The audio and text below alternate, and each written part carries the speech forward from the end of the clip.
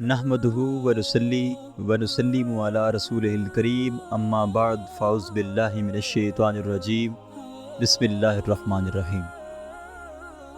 اور اگر دیکھتا ہے کہ اس نے کسی کو طلاق دی ہے تو اس کی عزت اور اس کی آبرو اس میں کمی آئے گی اور اس کا نقصان پہنچے گا۔ اگلی چیز ہے بارش کو خواب میں دیکھنا۔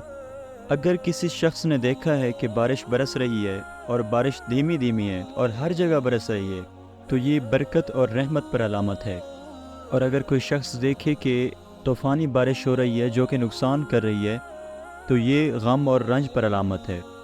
اگر کوئی شخص خواب میں قبرستان کو دیکھتا ہے تو اس کی اٹھک بیٹھک کسی جاہل لوگوں میں ہوگی اور وہ اس کی آخرت کو خراب کریں گے۔ اگر کوئی شخص دیکھے کہ قبرستان پر بارش نازل ہوئی ہے، اہل قبور پر اللہ تعالیٰ کی رحمتوں کا نزول ہوگا۔ اگلی چیز ہے نماز کو دیکھنا، یعنی اگر کوئی شخص خواب میں دیکھے کہ اس نے اچھے طریقے سے باوضو ہو کر نماز پڑھی ہے تو اس سے مراد وہ دین کی راہ پر مستقیم ہو کر چلے گا۔ اسی طرح اگر کوئی شخص دیکھے کہ اس نے بے وضو ہو کر یا صحیح طریقے سے نماز نہیں پڑھی تو اس سے مراد اسے کوئی نقصان لاحق ہوگا یا وہ بیمار ہوگا۔ اگر کوئی شخص یہ دیکھے کہ اس نے سرسبز باغ میں نماز پڑھی ہے تو اس سے مراد وہ توبہ کرے گا یا گناہوں سے نجات پائے گا۔ اور اگر کوئی شخص کشتی میں نماز پڑھتا ہے تو اس سے مراد اس کا قرض ادا ہوگا۔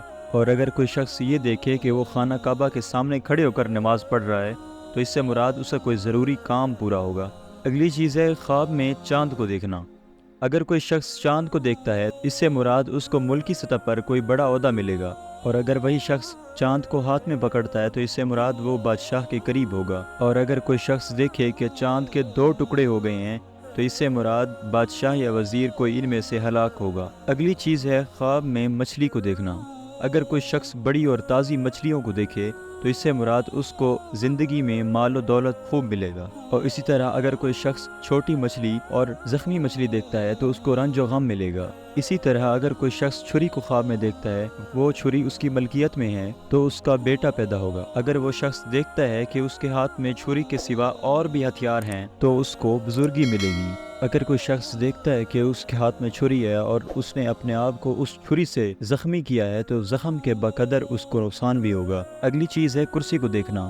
اگر کوئی شخص خواب میں کرسی کو دیکھتا ہے تو اس سے مراد اس کو علم، دانائی و حکمت ملے گی۔ اور اگر کوئی شخص دیکھتا ہے کہ وہ کسی بہت بڑی کرسی پر بیٹھا ہے تو اس سے مراد اس کو بہت نیک شریک حیات ملے گا۔ اگلی چیز ہے خواب میں قربانی کرنا۔ اگر کوئی شخص خواب میں قربانی کرتا ہے تو اس سے مراد اس کو کسی غم یا تکلیف سے نجات ملے گی یا اس کا قرضہ ادا ہوگا، یا اگر وہ شخص بیمار ہے تو اس کی بیماری سے نجات کی طرف دلیل ہے۔ اگلی چیز ہے خواب میں حالت کفر کو دیکھنا۔ اگر کوئی شخص اپنے آپ کو خواب میں کفر پر دیکھتا ہے یا کافر دیکھتا ہے تو اس سے مراد وہ شخص اپنے آپ کو گناہوں میں مبتلا ہوا پائے گا۔